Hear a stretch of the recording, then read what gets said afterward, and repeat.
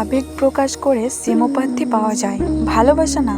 চোখের জলে কখনো সম্পর্ক বেঁধে রাখা যায় না, বরং সে সম্পর্ক আরও অবহেলায় জর্জরিত হয়ে যায়। তুমি কেঁদে কেঁদে তার মন নরম করতে চাইছো, তুমি তোমার দুর্বল জায়গাগুলো তাকে সুন্দরভাবে বুঝিয়ে দিচ্ছ।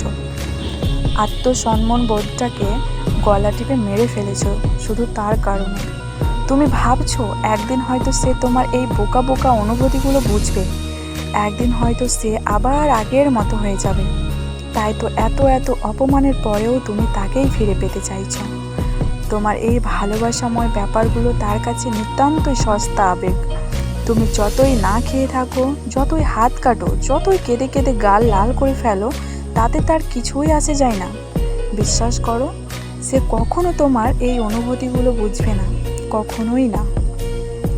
চলে যাওয়া মানুষটা বেশিরভাগ সময় ফিরে আসে। তুমি হয়তো ভাবছো সে তোমার ভালোবাসার টানে ফিরে এসেছে। না, সে তোমার ভালোবাসার টানে ফিরে আসেনি, সে ফিরে এসেছে তোমাকে আগের থেকে আরও বেশি কষ্ট দিতে। হ্যাঁ, তোমার ভালোবাসাটা স্পেশাল, কিন্তু তুমি যাকে ভালোবাসো সেই মানুষটা তোমার চারপাশে ঘটে যাওয়ার প্রতারণার গল্পের প্রতারকগুলোর মতোই একজন। তুমি যত দুর্বল হবে, যত স্যাক্রিফাইস করবে, সে তত তোমাকে অবহেলা করবে।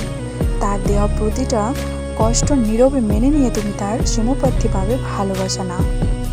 50 বার কল মেসেজ দিয়ে একবার রেসপন্স পেয়ে তুমি খুশিতে লাফাচ্ছ, মনে রেখো এটা ভালোবাসা না, এটা তোমার অনুভূতির বিনিময়ে পাওয়া ছোট্ট একটা সমপ্রার্থী।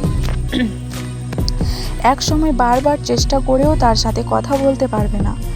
হঠাৎই হয়তো একদিন বিরক্ত হয়ে সে তোমার নাম্বারটা ব্লক লিস্টে দিয়ে দেবে।